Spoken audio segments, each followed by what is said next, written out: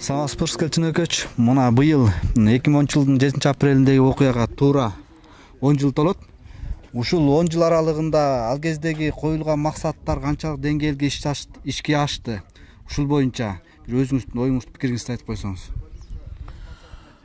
Туура эгемендүү Кыргыз мамлекетинин 30 жылдык тарыхындагы эң кайгылуу, эң кандуу окуя бул 7 апрель ыңкылабы, же болбосо элдик революция десек эч ким тана албайт болуш керек.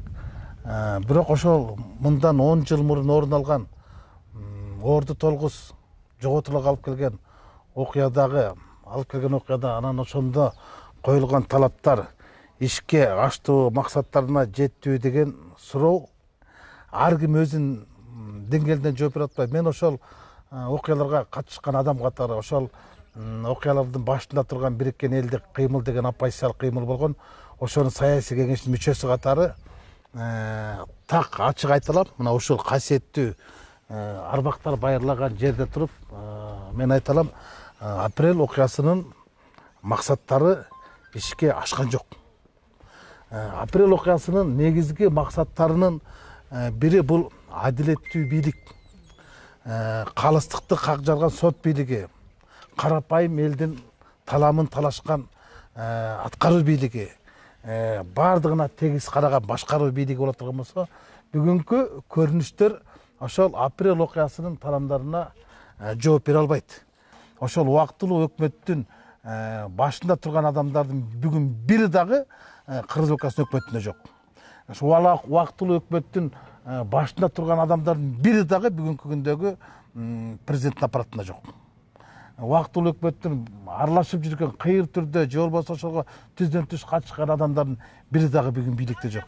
Эгер бийликте бар деп айта турган болсок, азыркы президентибиз Сооронбай Шарипович гана ошол кездеги убактылуу өкмөттүн убагында Ош областынын губернаторлорун жетектеп, жалгыз гана революционер ошол калды десек болот да.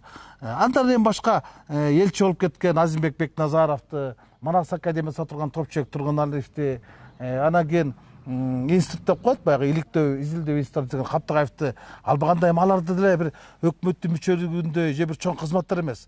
Аларды кошпогондо бир дагы убактылуу өкмөттүн мүчөсү 10 жылдын аралыгында бүттүгү ооматтары ооп кетип, бүгүн кайта эле ошол оппозициялык көз караштагы саясатчыга айланып калды. Анан апрель окуясынын бир топ талаптары аздык менен ошол кездерде алгачкы ошол 2010 жылдан 2015 жылга чейин бир топ мисалы таза шайлоолорду биз камсыз кыла алдык, жаңы баш мыйзамды кабыл ала алдык, анан жаштарды бийликке алып келгенге бир аз аракеттерди кылдык. Эми кандайдыр бир деңгээлде өзүнүн жемиштерин берди, бирок толук кандуу мына жерде жаткан, ушул жерде жаткан балдардын аруу тилектеринин бардыгы аткарылды деген бул акмакчылык. Бул айбанчылык. Мына арбактардын бардыгы карап турат, анан ушулардын бардыгы карап тургандан кантип калп айтасың? Арбактар алдында ошол силердин аруу тилеңерди биз аткара алдык, же болбосо азыркы бийлик силердин тилеңерди аткаруунун үстүндө иштеп жатат, бирок кандай иштеп жатат? Ага бирок тарых өзүнүн баасын берет дечи. Бирок азыркы күндө 10 жылдын ортолугунда апрель окуясынын талаптары аз гана талаптар аткарылды, а бирок көпчүлүгү аткарылган жок десе мен чындыкка жакын сөз айткан болом. Анан дагы бир суроо, ушул апрель окуясынан кийин негизги талаптардын бири катары үй бүлөлүк, кландык, президенттик башкаруу системасын, парламент башкаруу системасына өткөрүү болгон да. Анан ушул 10 жыл аралыгында парламенттик система өзүн баягы актай албай калдыбы, система өзүн болбосо эмне себептен азыр учурда Жогорку Кеңештин депутаты Курманкул Зулушев тарабынан башкаруу системасын аныктоо, референдумга чыгаруу мыйзамы иштелип чыкты да. Ушул боюнча кандай ой пикирдесиз? Туура да, бул эми мындай болуп калды да. Туп-туура ушул апрель окуясынын 10 жылдыгынын алдында ушул мыйзамды алып чыккан бул революцияга же болбосо элдик ыңкылапка багытталган сокку болчу да. Ошо менин кесиптешим Курманкул Токтолалиевич алып чыккан мыйзамчы. Бул деген президенттик башкаруу менен парламенттик башкаруунун бирин тандашыбыз керек депчи. Булар апрель ыңкылабын. Булар парламенттик башкаруу болсун, үй бүлөлүк, кландык, пландык башкаруу болбосун деп өмүрлөрүн шейит кетирди да. Анан ушулардын арбагын тепсеп туруп, анан ушулардын үмүтүн өчүрүп туруп, ушулардын шейит кеткендердин кантип туруп ушулар эчтеке жарабаганы бир баатыр эмес, булар капыр болгондор дегендей эле соккулган да. Бул эң биринчиден демократияга эмес, кыргыздын тарыхына эмес, эң биринчиден бул 10 жылдыкта апрель инкылабына урулган эң чоң сокку болгон да. Эми бүгүн президентибиз кече Сооронбай Шарипович кайрылуу кылды 7 апрелдин 10 жылдыгы боюнча. Ошондо так баса айтты да, биз парламентаризм багытынан кайта кайтпайбыз деди. Мына ушундан кийин Курманкул Токтуралиев жанагы демилгелеген мыйзам долбоорун чакыртып алыш керек. Менин жеке пикиримде бул элдин пикирине эксперимент менен жүргүзүү катарында эле атайын бир жасалган нерсе деп ойлоп калдым да. Жемесе мындай 10 жылдыктын ортосунда дүйнө жүзү коронавирус менен күрөшүп атса, биз конституциялык вирус менен күрөшкөн өзү бул акмакчылык да. Коронавирус турса, булар конституциялык вирусту изилдеп чыгат. Деги элечи мындай сөз айткым келет да. 24 мартта инкылап болгон 2005 жылы. Ошондон сабак албаган бийлик 7 апрелде алды. Өздөрүн эл кууп салды. Азыр 7 апрелден бийлик сабак албаса, дагы бир ушундай инкылап түстөн чыгат да. Бул тарыхый эле нерсе экен. Мына жердин бардыгында боз үйлөр тигилип, бул жакта конференц залда тасмалар көргөзүлүп, аябай шаан шөкөт менен, анткени каалайбызбы, биз каалабайбызбы, тарыхты журмалайбыз, бирок бурмалай албайбыз да. Апрель инкылабы башталган форум ушул болчу. Мына бүгүн 10 жылдыктын алкагында көрүп алып туруп, кейсинде мыналардын бардыгы чөбү да тазалап койгонго жараган жок да. Ушул дарактардын бардыгы жок болчу. 10 жыл мурун бул дарактардын баары жок болчу. Бул мынагу бурчаткалар жок болчу. Бунун бардыгы 2010 жыл, 2011 жылы апрель революциясынын 1 жылдыгында дарактардын бардыгын 77 баланын арбагын арнап тиккен. Мыналардын бардыгын ошол ар бир баланын атын атап тигилген кайыңдар эле да. Мына бүгүн чөп басып, мусор басып, анан апрель инкылабынын бешиги 10 жылдыктын алкагында камакта жатканы бул тарыхтын деле камалып жатканы менен барабар да. Байрамдык маанай жок. Жок дегенде ошол жергиликтүү жетекчилер башкасын коюп, башканы коюп манастайт дейт.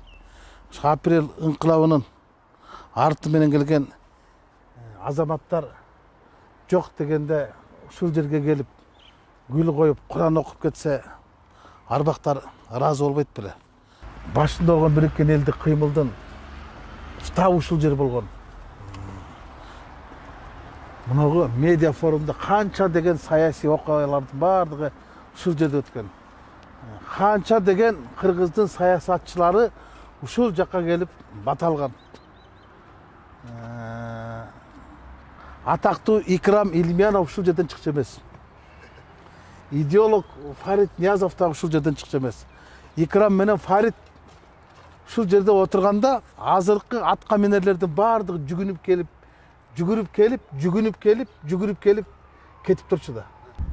Ушул 10 жылдыкты белгилөө боюнча мамлекеттик тарабынан уюштуруу комитети түзүлдү эле да. Анан ошол кездеги убактылуу өкмөттүн мүчөлөрү дейбизби же бектин мүчөлөрү дейбизби, ошолор адамдардан дээрлик жок экен. Ушул комитеттин уюштуруу комитеттин бүгүнкү күндөгү 2010 жылдыктын 7 апрелин белгилөө боюнча иш-чаралары сиздин канааттандырабы деген эмне иш-чаралар белгиленди ушул?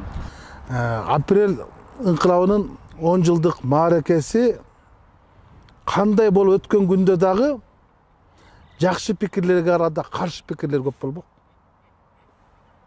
Анткени мен айтамбы же башка айтабы, апрель инкылабынын башында турган адамдардын бардыгы же камакта же суракта, же үйдө же чүйдө.